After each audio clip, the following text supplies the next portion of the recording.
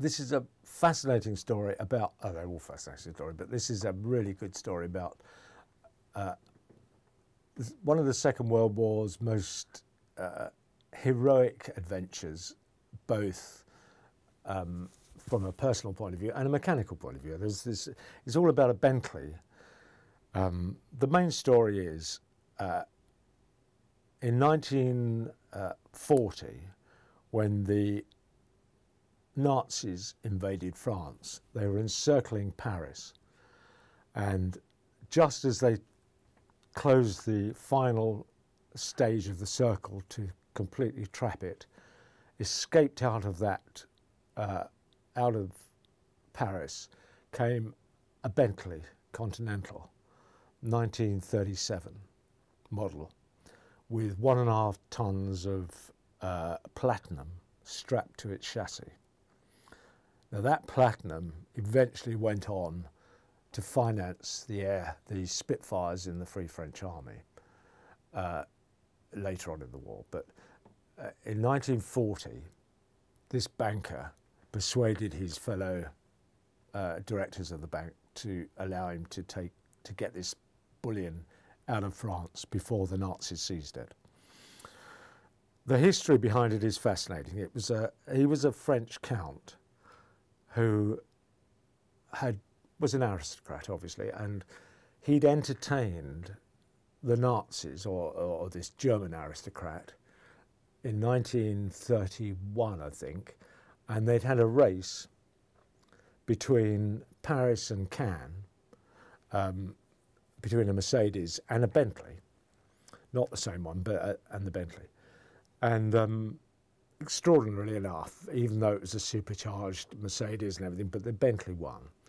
Anyway, in 1940, same banker with another Bentley strapped the bullion to the chassis, zoomed out of Paris with his secretary, incidentally, which is one of the reasons that he gets betrayed, but that's another story. Or no, it's a part of the same story because his wife betrayed him. But they drove eventually got to Lisbon, and a British Catalan flying boat landed at sea, picked up all the bullion, picked up the banker and his girlfriend, flew them back to London, and the bullion was used to finance the Free French. But the story of the escape has only just come to light because the bullion, the Bentley itself, is still in existence and is owned by a British Guards officer who lives in Knightsbridge. I was introduced to him via someone I met at Groucho clubs.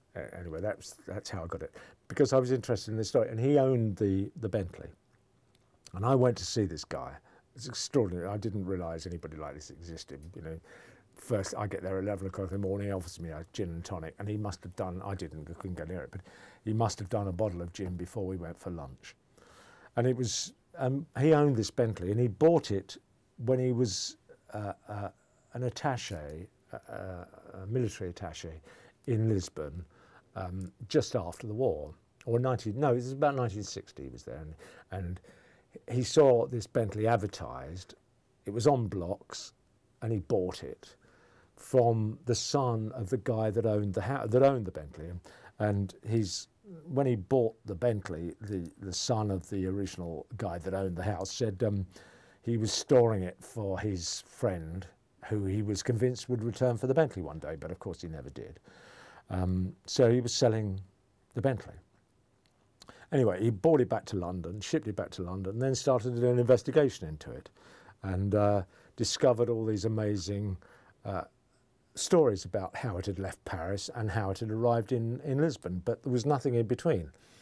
So he knew nothing about this. And then one day in the early 2000s, I think, someone knocked on his door and said, do you know who that Bentley is outside? And he said, yeah, it's mine. He said, because I think I was responsible for some of the bullet holes in the back of it. I was on in a squad of Germans charged with finding that Bentley.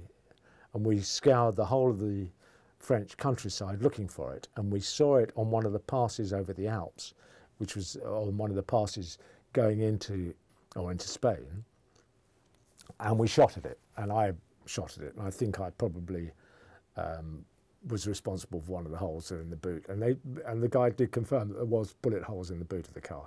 So then he filled in. Then we had the story of the chase then from Paris to Lisbon, and it's an extraordinary story because he, they were strafed by fighters, and they couldn't understand how the Germans knew their route or knew where they were. But what had happened was his wife had discovered, the Countessa had discovered that he'd done a runner with his secretary, and she was bitter, and hell hath no fury. So she said, look, he's going to take this route, and this is where he always goes. And so they eventually, because they knew everywhere they went, they were going to be discovered by the Germans. And it led to high-speed chases, and they just managed to get away. And so eventually they sleep all day and drive at night, and so that's how they managed to get down there. Anyway, they managed to get there, and back in England, both the banker and his secretary disappeared. No one knows where they went, or no one knows that part of the story, which I'd love to find out about. But the documentation is absolutely extraordinary on how this banker, and it was incidentally the guy that was the Nazi officer that was charged with finding the Bentley was the same Nazi officer that had the race with the original Bentley and the Count Emmanuel de Montague, I think his name was. They were two of the original characters, and that's why the German officer had the rapport with his wife and convinced her that he'd gone off with his secretary and that she ought to divulge the route he would take, because they'd done that journey before.